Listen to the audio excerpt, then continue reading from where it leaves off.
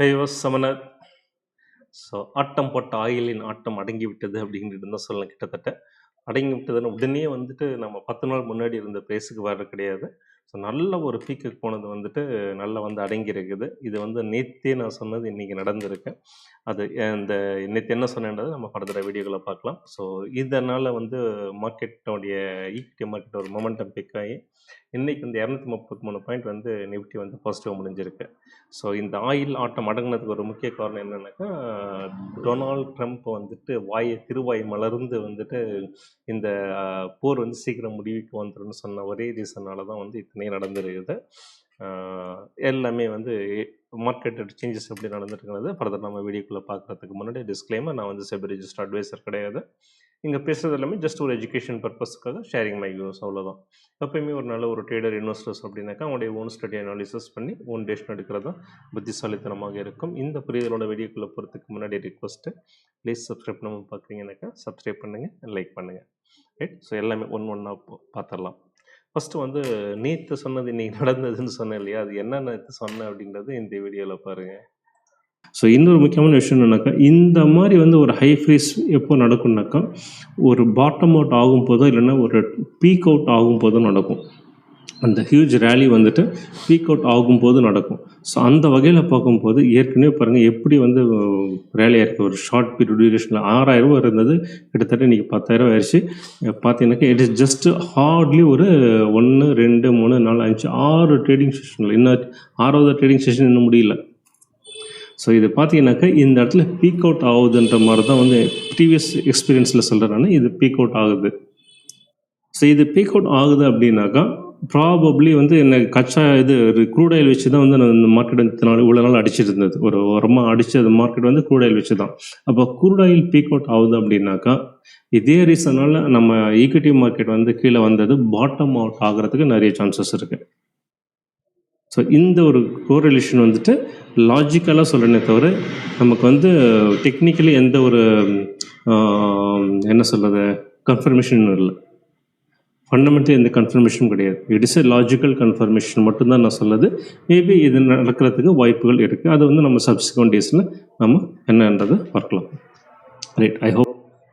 So இதை தான் சொல்லியிருந்தேன். ஸோ க்ரூட் ஆயில் வந்து பீக் அவுட் ஆகிடுச்சு அப்படின்னாக்கா நெக்ஸ்ட்டு வந்துட்டு நம்முடைய ஈக்விட்டி மார்க்கெட் வந்து பிக்கப் ஆகும், பாட்டம் அவுட் ஆகிட்டு இங்கேருந்து வந்து பிக்கப் ஆகும்னு சொல்லியிருந்தேன். ஃபண்டமெண்டலி எதுவும் நடக்கலைன்னு சொல்லியிருந்தேன். பார்த்தோன்னாக்கா எக்ஸாக்டாக அதுக்கப்புறமா பார்த்தீங்கன்னாக்கா நம்ம டொனால்ட் ட்ரம்ப் வந்து திருவாய் மலர்ந்து இது மாதிரி போர் வந்து முடிவுக்கு வந்துரும்னு சொல்லியிருக்காரு. ஸோ சில டைம் பார்த்தீங்கன்னாக்கா யானை வரும் பின்னே மணிக்கு ஓசி வரும் முன்னே அப்படின்லாம் சொல்கிற மாதிரி வந்துட்டு நம்ம டெக்னிக்கலை வந்து என்ன நியூஸ் வரப்போகுதுன்றது கூட காட்டி கொடுத்துரும். அதே மாதிரி தான் இதுவும் வந்து நடந்திருக்கு. ஸோ டெக்னிக்கல் வந்து உண்மையிலேயே வந்து நம்ம கொஞ்சம் தெரிஞ்சுக்கிட்டோம் அப்படின்னாக்கா மார்க்கெட்டில் வந்து நம்மளை சேஃப் பண்ணிக்கலாம். ஸோ அந்த வகையில் வந்து எல்லாருமே டெக்னிக்கல் கொஞ்சம் ஸ்ட்ராங் பண்ணிக்கோங்க. ஸோ ஃபர்தராக நம்ம அடுத்தடுத்து என்னன்றதை பார்த்துடலாம். தென் வந்து எஃப்ஐஏடிஏ டேட்டா பார்க்கலாம். நேற்று வந்து 6345 கோடி வந்து எஃப்ஐஏ செல் பண்ணியிருக்காங்க. டிஐ வந்துட்டு 9000 கோடி வந்து பை பண்ணியிருக்காங்க. ஸோ ஓவராலாக இந்த மந்த்துக்கு நேற்று வரைக்கும் பார்த்தீங்கன்னா 28,000 கோடி எஃப்ஐஏ செல் பண்ணியிருக்காங்க. 41,800 கோடி வந்து டிஐ வந்து பை பண்ணியிருக்காங்க. மேபி இன்றைக்கி நல்லா மார்க்கெட் நல்லா ஒரு பாசிட்டிவ் முடிஞ்சிருக்கு. ஸோ இந்த செல்லிங் வந்து குறையும் அப்படின்னாங்க ஃபர்தர் டேஸில் வந்து நம்ம எதிர்பார்க்கலாம். ரைட். ஓகே. ஸோ நெக்ஸ்ட்டு வந்துட்டு ராஜ்பத்னா ஸ்டெயின்லெஸ் வந்து நேற்று வந்து ஐபிஓ ஓப்பன் ஆகிருந்தது. ஸோ இதனுடைய சப்ஸ்கிரிப்ஷன் சோஃபார் எப்படி இருக்குன்றதை ஃபஸ்ட்டு பார்த்துடலாம்.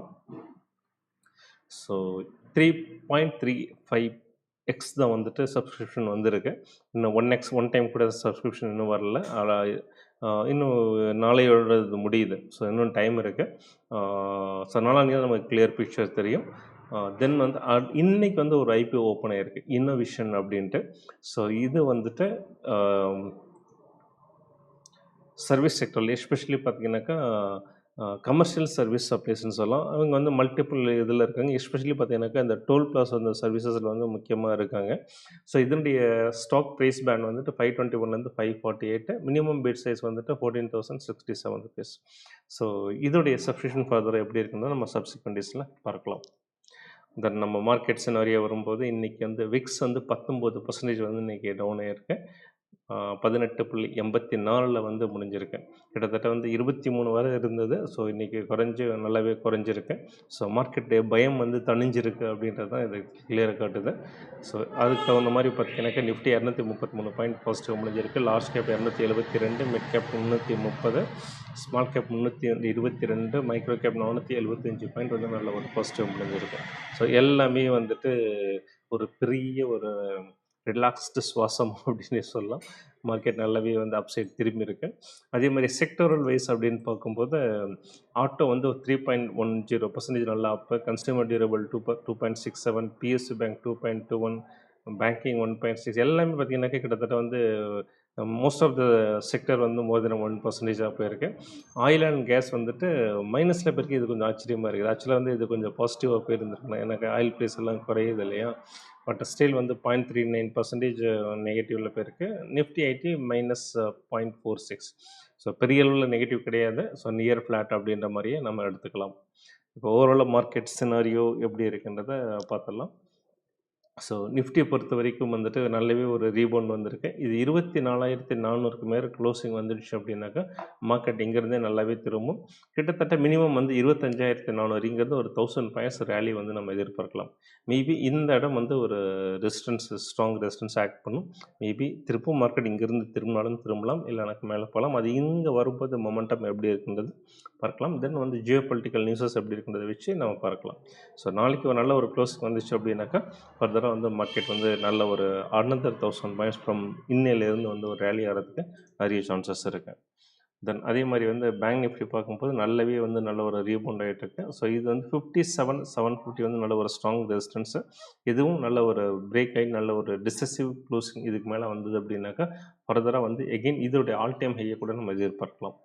ஸோ தென் நம்முடைய ஐடி எடுக்கும்போது இன்றைக்கி ஜஸ்ட் ஒரு மார்ஜினல் நெகட்டிவாக போயிருந்தால் கூட வந்துட்டு 31,000 அப்படின்றது ஒரு முக்கியமான பாயிண்ட். அந்த இடத்துல ஹேங் ஓவர்னு சொல்லலாம். அந்த நியர்பை ரேஞ்சில் வந்து நல்லாவே வந்து கன்சாலிடேட் ஆகிட்டுருக்கு. ஸோ எப்போ வேணாலும் வந்து இதுவும் நல்ல ஒரு ட்ரிகர், அப்சைட் ட்ரிகர் வர்றதுக்கு சான்சஸ் இருக்குது. தென் ஸ்மால் கேப் எடுக்கும்போது 15,000 நல்ல ஒரு ஸ்ட்ராங் சப்போர்ட். பட் எந்த காரணத்துக்கும் அது கீழே வந்து க்ளோஸ் ஆகலை. ஸோ நேற்றே சொல்லியிருந்தேன், நல்ல ஒரு புல்லிஷ்னஸ் தெரியுது இந்த டெய்ல் பார்க்கும்போது, ஃபர்தராக மேலே வரும்னு சொல்லியிருந்தேன். அதே மாதிரி பார்த்திங்கனாக்கா இன்றைக்கி வந்துட்டு மோர் தென் 300 பாயிண்ட்ஸ் வந்து நல்ல ஒரு பாசிட்டிவ் க்ளோஷர் வந்திருக்கு. ஸோ ஃபர்தராக இதுவும் வந்து ரேலி ஆகிறதுக்கு சான்சஸ் இருக்குது. ஸோ ஷார்ட் டேர்ம் வந்து மார்க்கெட் வந்து இப்போ ரேலி ஆகும். ஸோ அது அகெயின் வந்து நம்ம ஆல் டைம் ஹை டச் பண்ணுன்ற மாதிரி உறுதியாக சொல்ல முடியாது.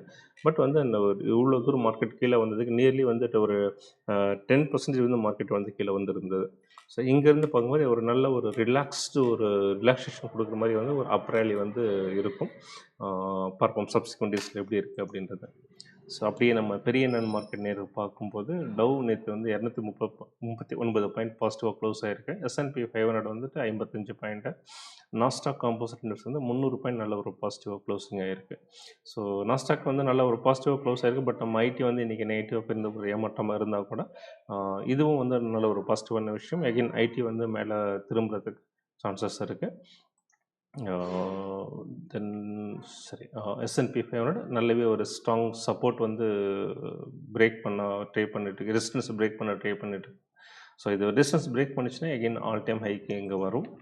அதே மாதிரி பார்த்தீங்கன்னாக்கா நாஸ்டாக் காம்போசிட் இண்டெக்ஸ் நல்லாவே சப்போர்ட் எடுத்துகிட்டு பிரேக் ஆகலை. எப்படி நம்ம ஐடி வந்துட்டு 31,000 வந்து அந்த நியர் ரீஜனில் வந்து கன்சாலிடேட் ஆகிட்ருக்கோம்.